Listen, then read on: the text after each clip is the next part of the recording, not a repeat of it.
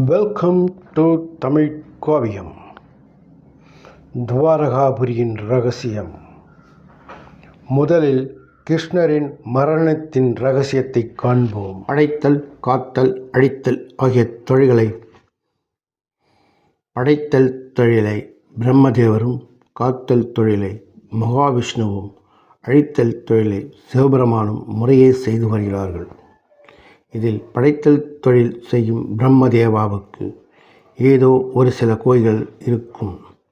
ஆனால் அழிக்கும் தொழில் செய்யும் சிவபெருமானுக்கு ஆங்காங்கே பெரிய பெரிய கோயில்கள் கட்டப்பட்டு மக்கள் தங்கள் உயிரை காப்பாற்றுமாறு வேண்டி வருந்தி வேண்டுவார்கள்.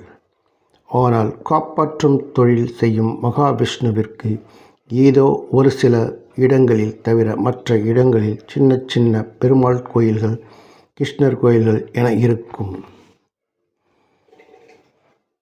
பிறர் நலனுக்காக தன் உயிரை தந்த துவாரக யுக கடவுளான ஸ்ரீ கிருஷ்ண பரமாத்மாவின் சுருக்கமான உங்களில் ஒரு சிலருக்கு அறியாத முக்கிய கதையை காண்போம் இங்கே.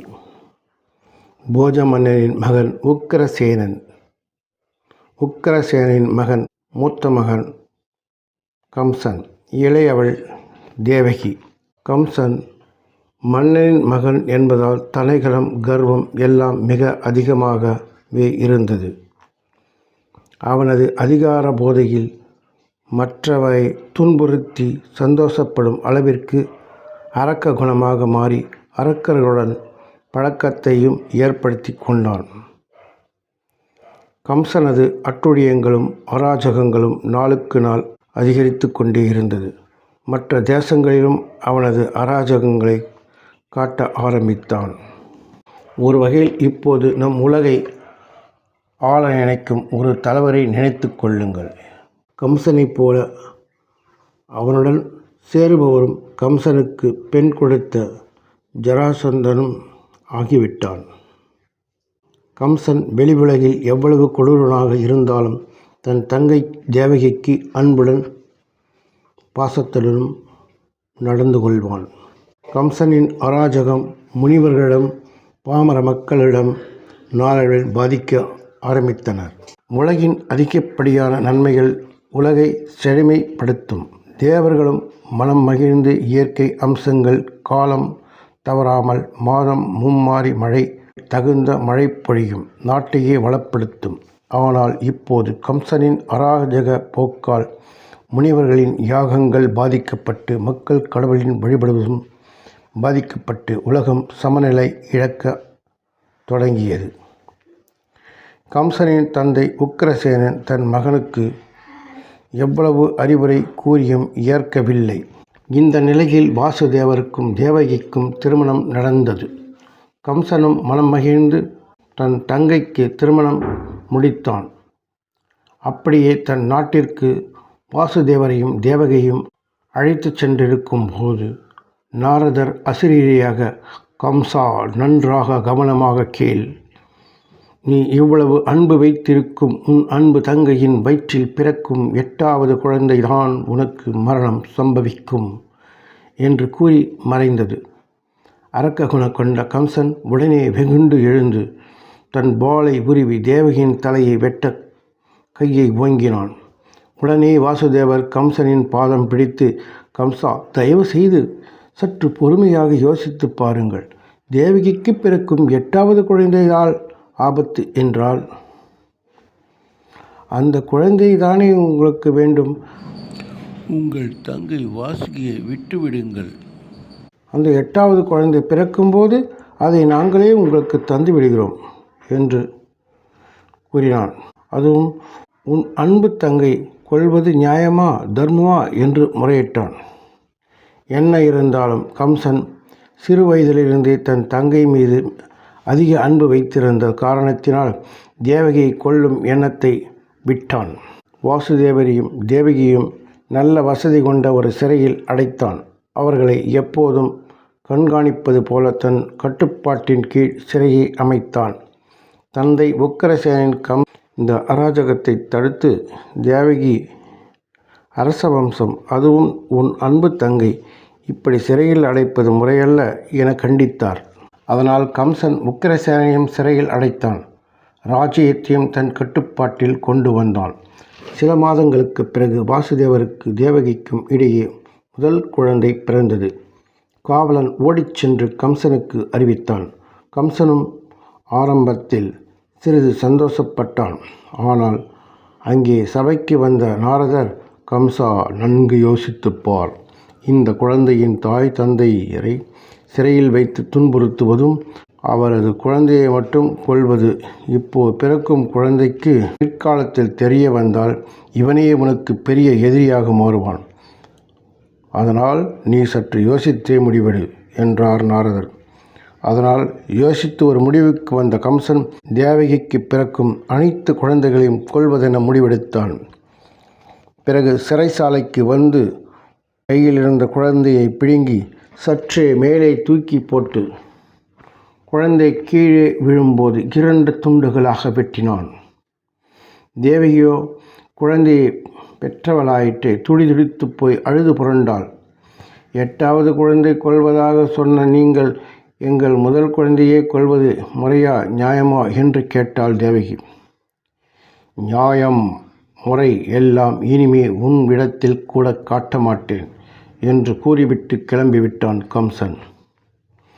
இப்படியாக கம்சன் தேவகிக்கு பிறக்கும் 7 குழந்தைகளையும் பிடுங்கி தூக்கி போட்டு வெட்டி வீழ்த்திவிட்டு சென்று விடுவான். 8வது குழந்தை பிறப்பதற்கு முன்றே தினந்தோறும் வாசுகியும் தேவகியும் இருவரும் அழுது கொண்டே தங்கள் நிலையை, தங்கள் குழந்தைகளின் நிலையையும் இப்படி இருக்கிறதென்று வருந்தி ஒரு நாள் இருவரும் ஆழ்ந்த உறக்கத்தில் இருக்கும்போது ஸ்ரீ மகாவிஷ்ணு அவர்களுக்கு முழு காட்சி தந்தார். வாசுதேவரே, தாய் வாசுகி அவர்களே, வருந்தாதீர்கள். உங்களுக்கு நான் மகனாக அவதரிக்க நேரம் வந்துவிட்டது. நான் குழந்தையாக பிறந்தவுடன் குழந்தையை அப்படியே தூக்கிச் சென்று பிருந்தாவனத்தில் நந்தகோபர் இல்லத்தில் தாய் யசோதைக்கு அருகில் வைத்துவிட்டு பிறக்கும் பெண் குழந்தை எடுத்து வந்து இங்கே வைத்து விடுங்கள், எல்லாம் நலமாக நடக்கும் என்று கூறி மறைந்தார். திடீரென்று கண் விழித்து பார்த்தபோது ஒரு ஒளிவட்டம் மறைவதைக் கண்டனர். இருவரும் தங்கள் கண்ட கனவை பரிமாற்றி கொண்டனர். இருவருக்கும் ஒரே நேரத்தில் ஒரே மாதிரியான கனவு வந்ததை நினைத்தபோது இது உண்மைதான் என உறுதிப்படுத்தி கொண்டனர். அப்போது இரவு நேரம். காவலர்கள் அனைவரும் ஆழ்ந்த தூக்க மயக்கத்தில் இருந்தனர். தேவகிக்கு ஆண் குழந்தை பெற்றெடுத்தார். அப்போது உலகமே சற்று அசைவற்று நின்றது.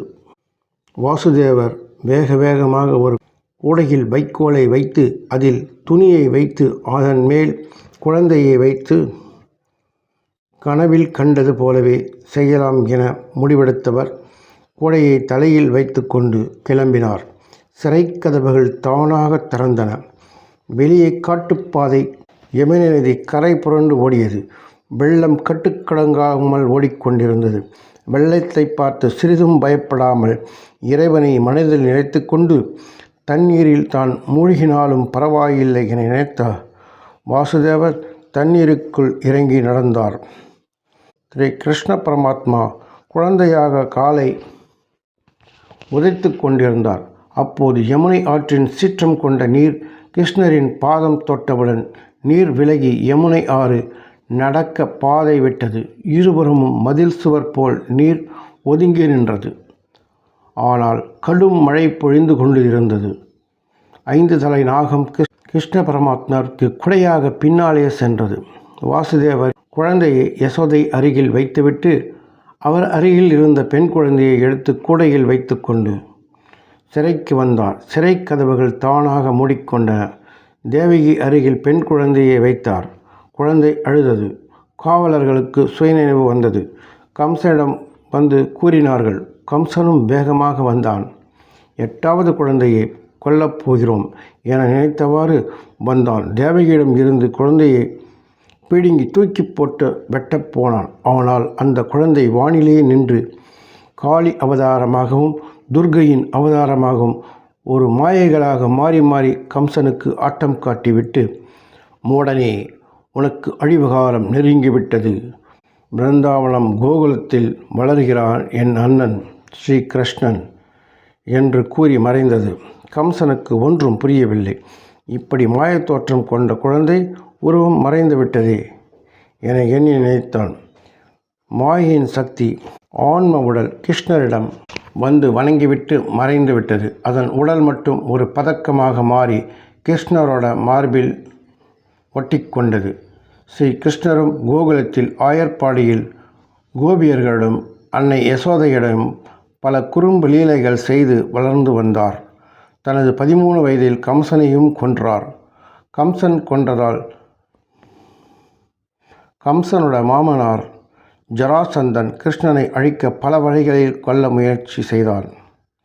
பலிக்கவில்லை. ஆனால் அவர் துரியோதன் கூட்டத்துடன் சேர்ந்து கொண்டால் அழிவை நோக்கி தான் போகும் என்பது போல தீய குணம் கொண்ட தீய எண்ணங்கள் எங்கு உள்ளதோ அங்கேதான் தீய செயல்களும் சேரும் என்பது போல பாண்டவரை கொடுமைப்படுத்தி அவர்களோட நாட்டை அபகரித்த துரியோதனன் பாண்டவர் பத்தினியையும் மானபங்கம் படுத்தினர். இதனால் உண்டானதோ பல சாபங்கள், பல போர்கள். பிள்ளைகள் தவறு செய்தால் பெற்றவர்கள் பிள்ளையை கண்டித்து நல்வழிப்படுத்த வேண்டும். ஆனால் முறை தவறிய பொறாமை குணம் கொண்ட துருதராஷ்டிரன் அவரது மனைவி காந்தாரி மகன் செய்வது அனைத்தும் தங்களுக்கும் தங்கள் நாட்டிற்கும் நல்லதென நினைத்து பிள்ளைகளை கண்டிக்காமல் விட்டுவிட்டதால் பெரிய பாரத போரே உருவாக காரணமாக இருந்து விட்டன. இதில் கர்ணன் மிக நல்லவன், மிக இரக்கம் குணம் கொண்டவன். அனைவருக்கும் தான தர்மம் செய்வது தர்ம தேவதையின் பிள்ளையாகவே மாறிப்போனான். ஆனால் என்ன நல்லவனாக இருந்தாலும் சேராத இளந்தனில் சேர்ந்தாலே அவனுக்கும் அவர்கள் நிலைதானே ஏற்படும் என்பது ஐயமில்லை.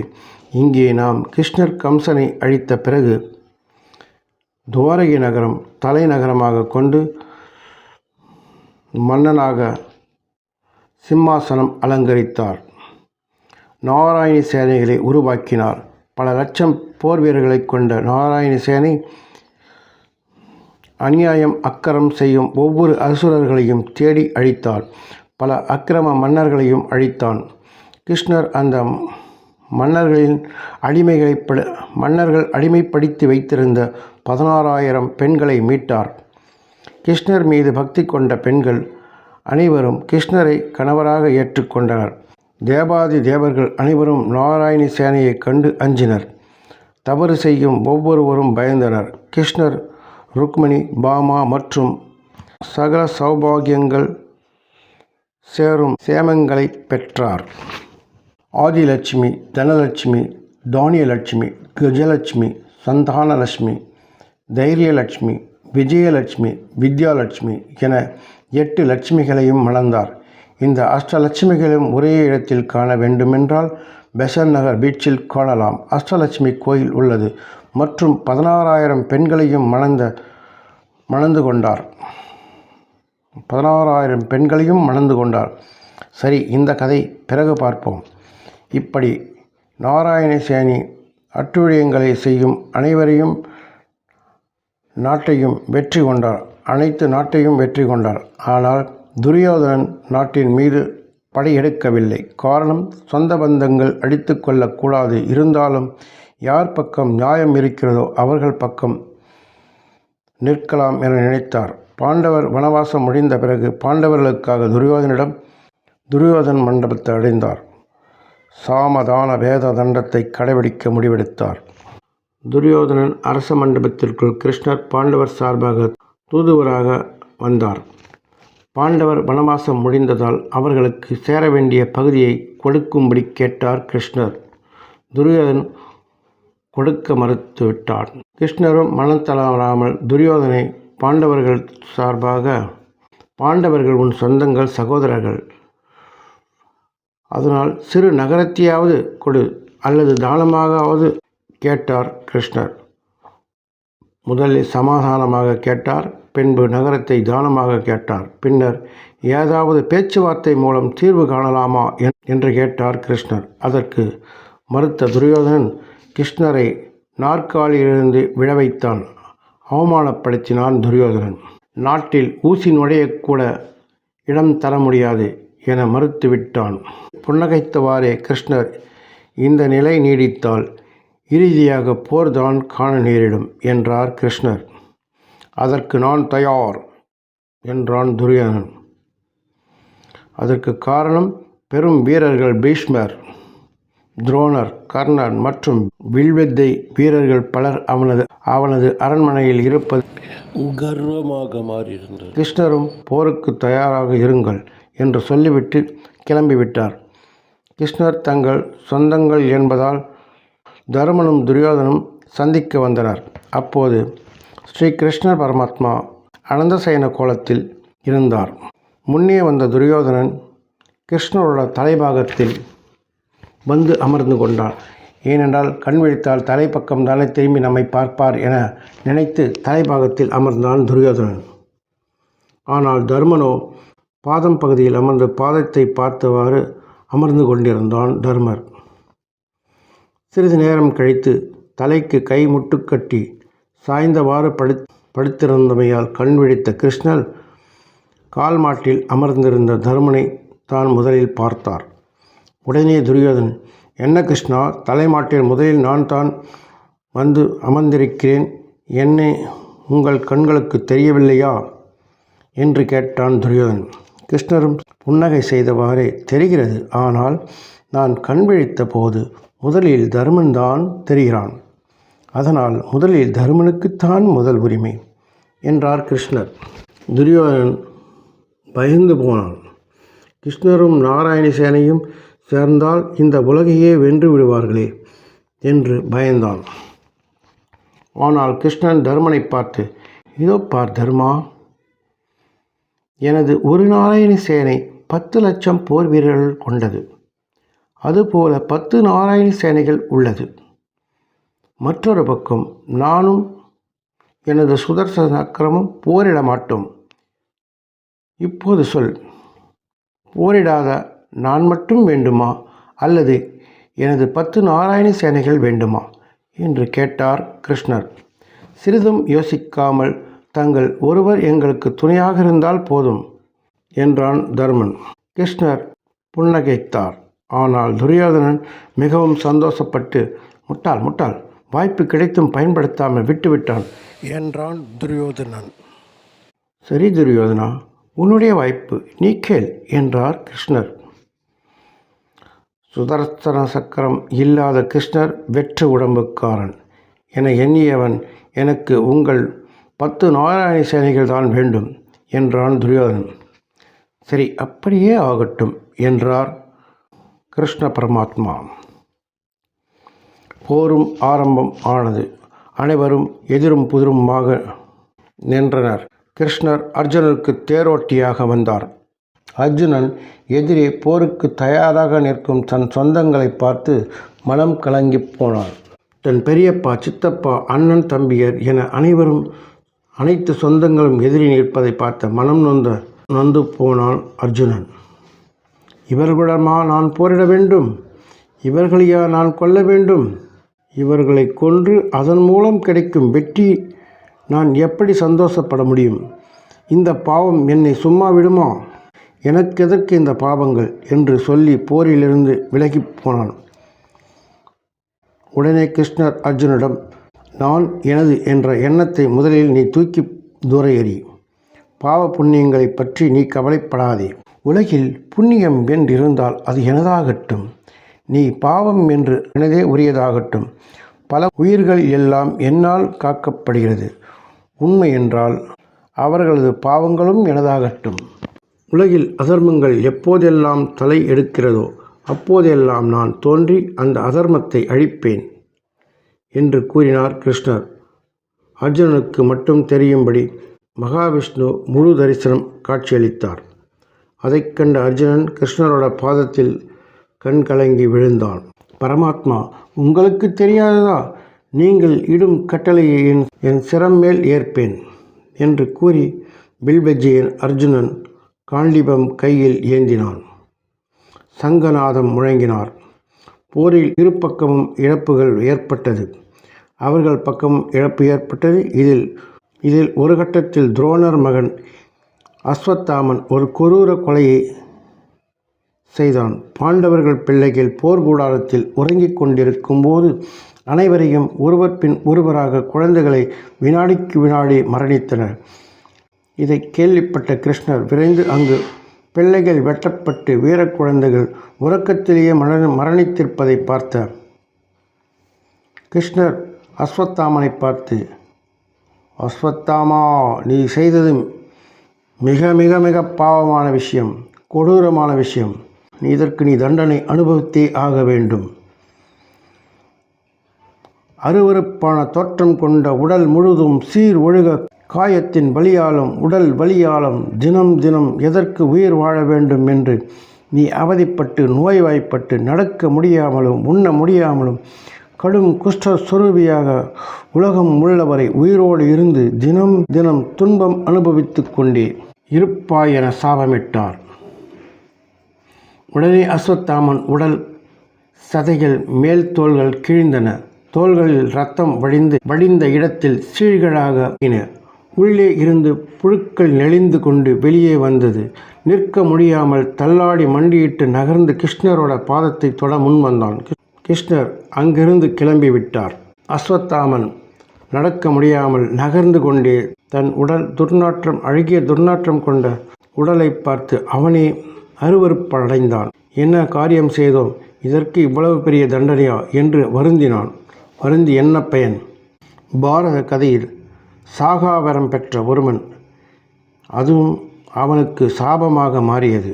மனிதனாக பிறந்தால் ஒவ்வொருவரும் ஒரு கட்டத்தில் மடிந்தே தீர வேண்டும்.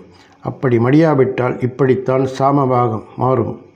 பாரத கதை இவனை விட கொடூர தண்டனை அனுபவித்திருந்தால் தயவு செய்து கமெண்டில் தெரிவிக்கவும். ஒரு வழியாக பாரத யுத்தம் முடிவுக்கு வந்தது. பாண்டவர்கள் பக்கமே வெற்றி பெற்றனர். கௌரவ சேனைகள் முற்றிலும் அழிக்கப்பட்டது. இப்போது அஸ்தினாபுரம் பாண்டவர்கள் கோட்டையாக மாறியது. பாண்டவர்கள் மற்றும் கிருஷ்ணர் திருதராஷ்டிரரை பார்க்க வந்தனர். திருதராஷ்டிரரும் காந்தாரியும் தன் குலம் அழித்து பாண்டவர்கள் அனைவரும் உயிரோடு இருப்பது பொறாமை மனம் வெதும்பி, அப்போது காந்தாரி, கிருஷ்ணா, நீ நினைத்திருந்தால் இந்த போரை நிறுத்தியிருக்கலாம் என்று கேட்டார். காந்தாரி தாய், உங்களுக்கு தெரியாதது ஒன்றுமில்லை. நானே அன்றொரு நாள் உங்களிடத்தில் தூது வந்தேன். விளக்கமாகவும் சொன்னேன். ஒரு நகரத்தையாவது யாசகமாக கொடுங்கள் என்று கேட்டேன். அல்லது மேலும் ஏதாவது பேச்சுவார்த்தை செய்யலாமா என்று கூட கேட்டேன். அப்போதெல்லாம் பிள்ளைகள் செய்வதை பார்த்து ரசித்துவிட்டு இப்போது இப்படி கேட்பது சரியா தாயே என்று கேட்டார் கிருஷ்ணர். கிருஷ்ணா, நீ கபடதாரி, நீ வேடதாரி. தவறு என்றால் அதை அழித்துவிட்டு தான் அடுத்த வேலையை பார்ப்பவன். நான் என் குலம் சந்ததி இழந்த மனம் நொந்து வேதனைப்படுவது போல் ஒரு நாள் உன் குலமும் பூண்டோடு அழியட்டும், நீயும் அவர்கள் கையாலே மரணம் உண்டாகட்டும் என்று காந்தாரி சாபமிட்டாள். கண்ணனாகிய கிருஷ்ண பரமாத்மா சிறு புன்னகையுடன் காந்தாரியின் சாபத்தை ஏற்றுக்கொண்டார். பாண்டவர்களும் அவர்களது நாட்டை செல்வ செழிப்புடன் ஆண்டனர். ஆனால் அதில் ஒரு சந்தோஷம் இல்லை. காட்டில் சந்நியாசியாக இருக்கும்போது இருந்த சந்தோஷம் இப்போது பாண்டவர்களிடத்தில் இல்லை. இப்போது நம்ம மதுராபுரிக்கு வருவோம். கிருஷ்ணர் அஷ்டலட்சுமிகளையும் மணந்தார். 1600 மனைவிகளையும் மணந்தார்.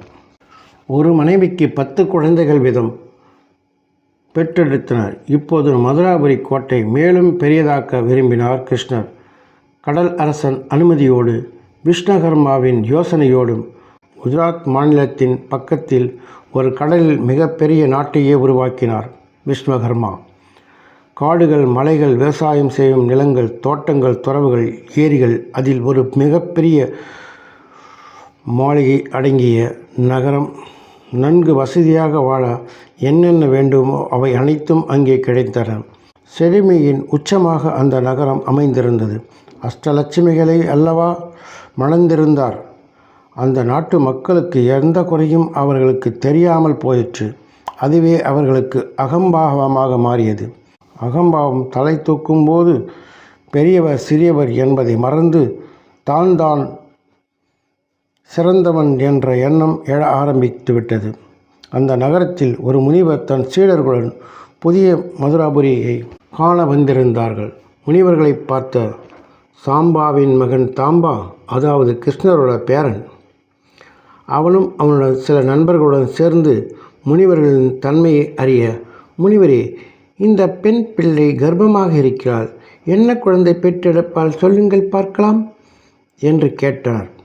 தலைமை முனிவருக்கு சிறுவர்கள் அப்படி மரியாதை இல்லாமல் இப்படி விளையாடுவது கோபம் வந்துவிட்டது.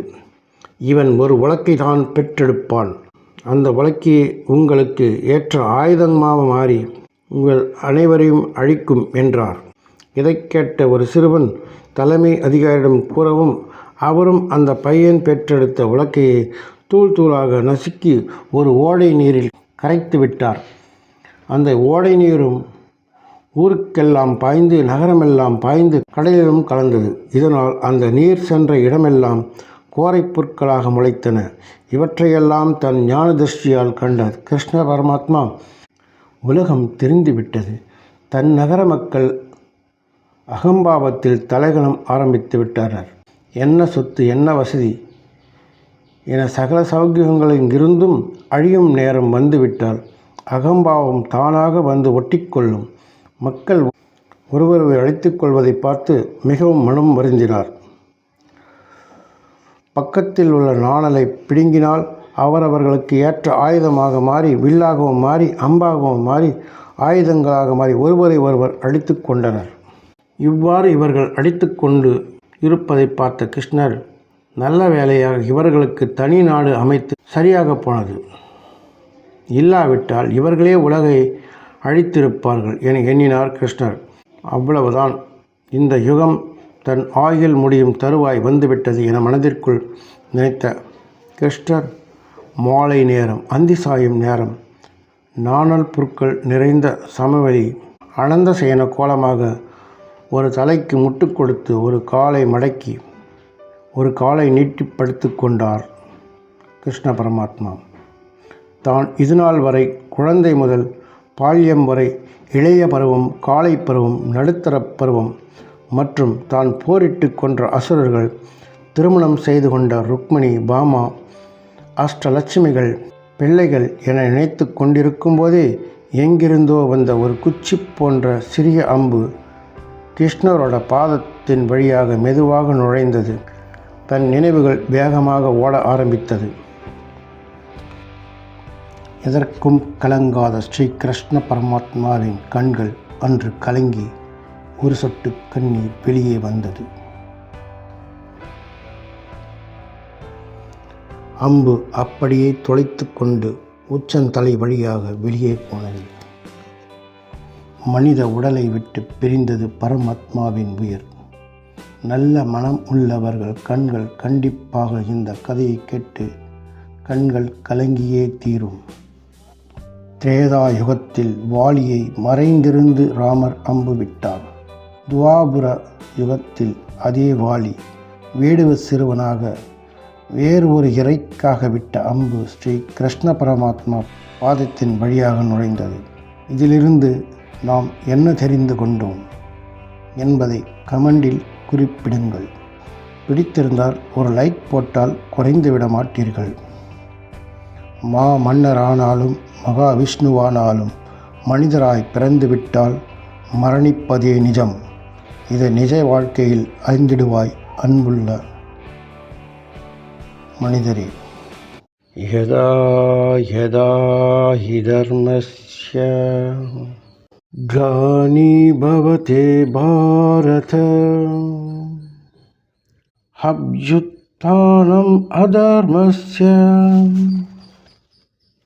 ததாத்மானம் ஸ்ருஜாம்யஹம் பரித்ராணாய சாதூர்ணாம் விநாசாய சதுர்க்ருதாம் தர்ம சம்ஸ்தாபனார்த்தாய சம்பவாமி யுகே யுகே. எப்போதெல்லாம் தர்மத்திற்கு பாதிப்பு ஏற்படுகிறதோ எப்போதெல்லாம் அதர்மம் தலை தூக்குகிறதோ அப்போதெல்லாம் தர்மத்தை நிலைநாட்டிட நான் அவதரிக்கிறேன்.